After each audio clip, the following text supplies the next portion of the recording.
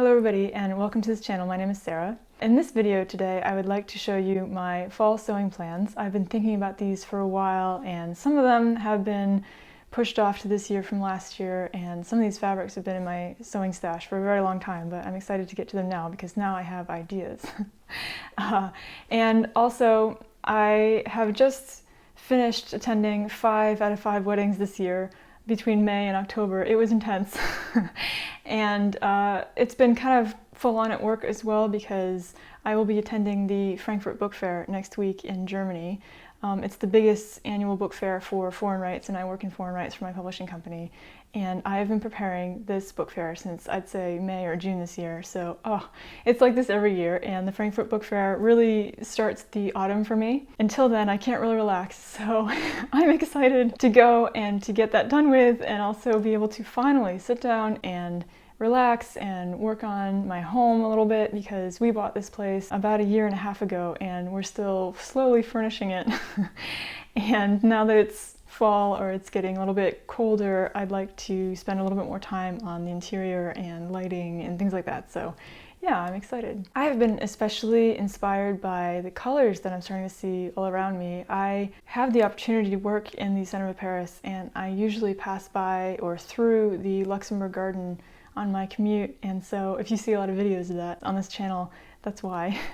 But right now the leaves are changing and there's so many beautiful things going on in the garden and also even in the streets of Paris. I really like fall in Paris, especially when it's crisp and sunny like it has been the last few weeks. We only had 1 week where it was very cold and nobody's turned the heating on yet. We haven't either at home. And yeah, that was a little bit tough, but it's been warming up and really nice fall weather, and so I've been getting very inspired as to what I want to create. I love watching what people are wearing in the streets and what kind of trends are going on now, what kind of colors, and I have lots and lots of ideas. Around this time last year as well, I was preparing for a trip to go visit family and friends in the United States on the East Coast and then on the West Coast, and I especially miss fall on the East Coast. I think that I was definitely spoiled as a kid to have all that foliage in the fall, and yeah, that's something I miss a lot, and so usually in the fall I kind of go looking for that and trying to find the same sorts of colors that I usually found at home. The one thing that I can't recreate is apple cider. Oh, I miss apple cider so much, and I've been trying to recreate it by heating up apple juice and adding some cinnamon tea to it, but it's not working. It tastes better than it sounds, but yeah, it's not the same. I am someone who sews mostly based on my mood or inspiration, something that I've seen or fabric that I find or a new pattern that's just been published, and I typically have a few projects that I want to get to eventually, but they kind of either get done or get put on a list that stays on my list for a few years.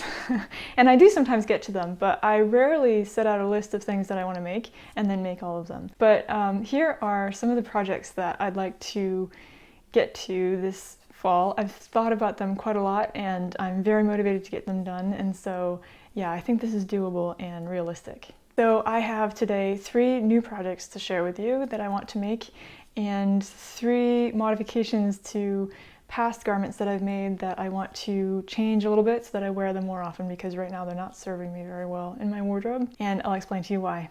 So the first fabric and project that I want to share with you today is this absolutely gorgeous viscose. I bought this from Sewsfaction. I accidentally, not really accidentally, but impulsively clicked on one of their new fabric videos recently, and I saw this fabric and I couldn't resist. So I typically avoid buying fabric in the UK since Brexit, just because now shipping and taxes are incredibly expensive. So I paid, I think, £12 a meter for this fabric, and I bought 3 meters, but I ended up paying £11 in shipping and then €12 in taxes and customs, so it turned out to be incredibly expensive, but totally worth it because I love this fabric. It's very light, so I need to make something soon if I want to be able to wear it, but I figure because there's black in it, I'll be able to wear it with tights and it'll be okay. And yeah, I think I can layer. I think that the colors in it are really complementary to my wardrobe. For example, I could wear it with this cardigan, or there's pink and blue and white, and I've got plenty of complementary sweaters and cardigans and things like that that I can wear over it, and so it'll work. And I'm thinking of making the Dirindo Orchidée dress, and it's something that I bought a little while ago because I wanted to make it. It intrigues me because it has a few details that I've been wanting to try out, including the sleeves that are a little bit puffier. I've never really experimented with those kinds of sleeves before. I'm not sure if I'm going to like wearing them, and since it's been on trend for about 2 years now, I've been very curious to try it, and I think that this would be a good try because they're not too puffy. They're just accent enough to try out, I think, for a first time. And so I am incredibly between sizes for this pattern. So my bust corresponds to the size 34, my waist corresponds to between 34 and 35, and then my hips are between a size 35 and 36. So in the end, I think that I'm going to make a size 34 because I want it to fit well in the bust and so that the neckline won't gape too much, because that's my number one problem with patterns typically that are a little bit lower in the neckline. And if I need to, I can always let it out at the waist a little bit, but my rib cage is kind of narrow, so I think it'll be okay with an inch ease, which is what the pattern indicates. And then the skirt is so flowy that I'm not worried about it being too tight around the hips. And I'm going to shorten it a little bit to be just below the knee because I don't really want a midi length dress for the fall, because I'm planning on wearing this with probably ankle boots or knee-high boots to keep me warm. And yeah, I'm excited about this. I've been wanting to try this pattern out for a while, and yeah, I think that this fabric will be just absolutely gorgeous, and I'm really excited to get working on that. It's just so soft and it doesn't wrinkle too much. Yeah, oh, I don't regret buying this at all. So yeah, I will let you know when I finish this, and I hope it goes well. So the next project I'd like to share with you today is with this burgundy jersey fabric. I don't remember where I bought it or what the composition is, but it's been in my stash for about 2 to 3 years, and I've been wanting to make something each fall. I see it and I bring it out. I want to make a top with this because it's very slinky, and I think that it would be too revealing and not very warm as a dress. And I think that because it's more of a cool color, it'll go okay against my face. I think that, yeah, it's not very brick red or orange, and I'm always drawn to this color in the fall. I'm not sure why, but I have a lot of fabrics like this.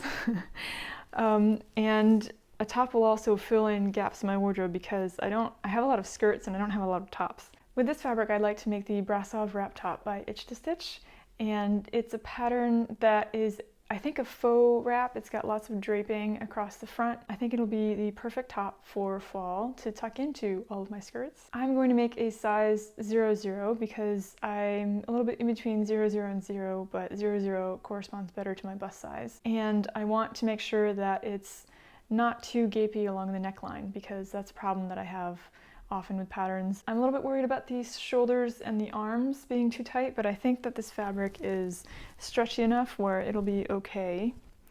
And yeah, I think this is going to be a little bit difficult to work with, but I will definitely be putting my walking foot on the machine and watching out to make sure my machine doesn't eat this, because this is definitely the kind of fabric that machines like to eat. So yeah, wish me luck, and I'll keep you updated on this one. The last new project that I'd like to share with you today is in this black and tan houndstooth wool that's absolutely gorgeous. This definitely gives me Ralph Lauren fall New England vibes. And I bought this with the intention of making a blazer in it a while ago. I bought this from Mystère Tissu I think 2 or 3 years ago, and it's been sitting in my stash ever since because I'm too chicken to make it.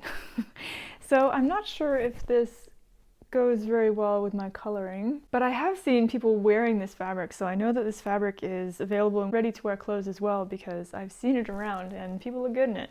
So I would actually like to make a skirt, a mini skirt with this. I do have, so I said I had 3 meters, and so if I ever change my mind, I will be able to make a blazer, because for a blazer I need just under 2 meters, and for a mini skirt, or a skirt, and probably not a mini skirt, but above the knee skirt, I need under 1 meter, so I'll be fine.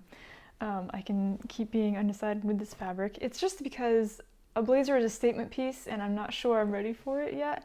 I like softer silhouettes and softer clothes and a little bit more of a feminine look, and I think a blazer is much more of a, yeah, structured piece. And I think to start, I have this other wool that I've been wanting to make a blazer in. I think if I were to make a blazer, my first one would be in this wool, in this gray soft wool. I think that it corresponds a little bit better to my wardrobe and the blues in my wardrobe and won't scare me as much to wear.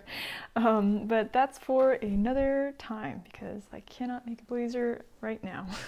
So with this fabric, I'd like to make a silver pencil skirt, and I'm just going to shorten it so that it's above the knee rather than below the knee like the pattern was designed to be.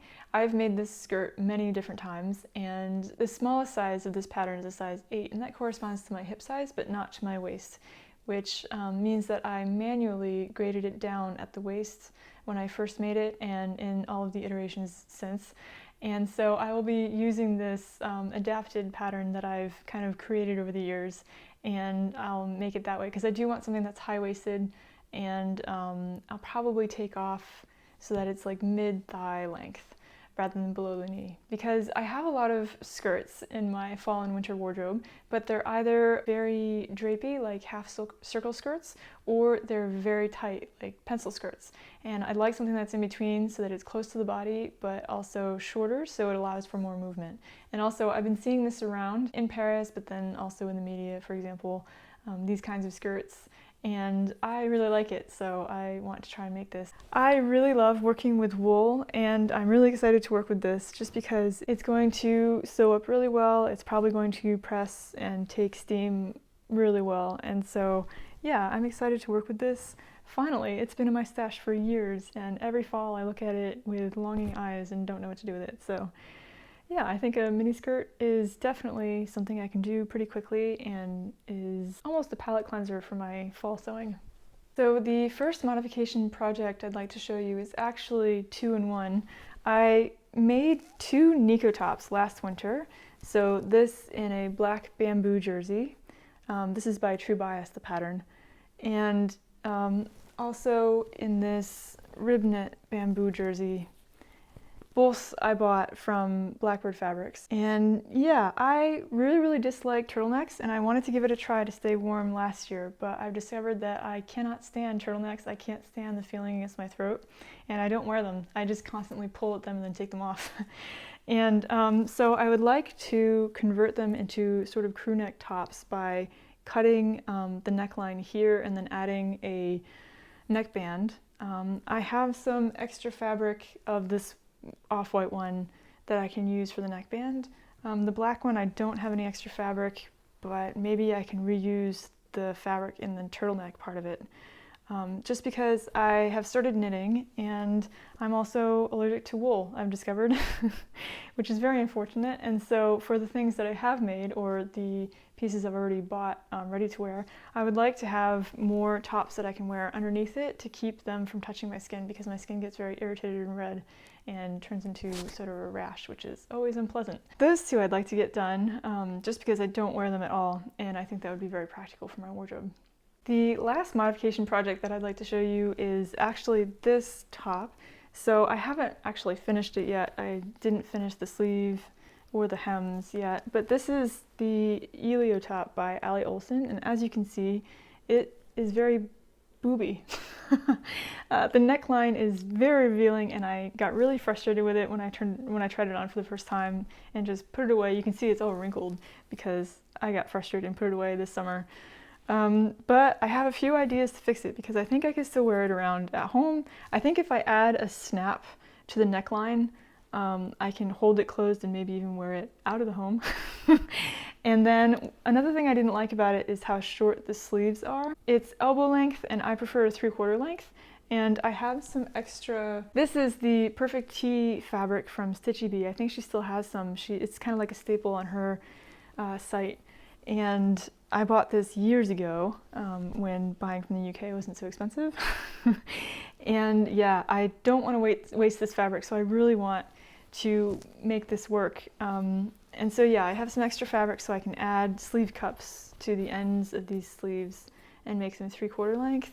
And yeah, I think that plus a snap on the neckline to hold it together a little bit more so that I'm not flashing everybody down to my belly button will work. But yeah, I'm not entirely sure what didn't work with this pattern. I made the size that corresponded to my size, and I'm making it with the right kind of stretch fabric. So yeah, I think that I just didn't study the picture as well. You can kind of see in the pattern picture that it is sort of low, it's a lower wrap top, and also the sleeves are definitely elbow length, and I kind of ignored that and just went on and made it because I thought it was very complimentary in the pictures that I saw. And yeah, turns out it was very revealing and not safe for outside on me. So yeah, hopefully I'll make that work and show it to you when it's done. If not, just know that it didn't work out. But we'll see. I think it will. So that's all the projects I have going on this fall. I hope that your fall is going well and that you have lots of great projects going on. Let me know in the comments what you're making this fall. I'd love to know, and maybe you'll inspire me too. Today I'm wearing one of my Durando Givre dresses. This is in a sweater knit, and I hacked it to remove the seam along the bust and the sleeve. And I'm also wearing it with my Helen's Closet Blackwood cardigan in this raspberry, like dark raspberry colored wool jersey. And yeah, I love this cardigan. It keeps me very warm, especially before we turn the heat on in the fall. So yeah, I hope that you're all doing well, and I will see you again here soon. Bye-bye.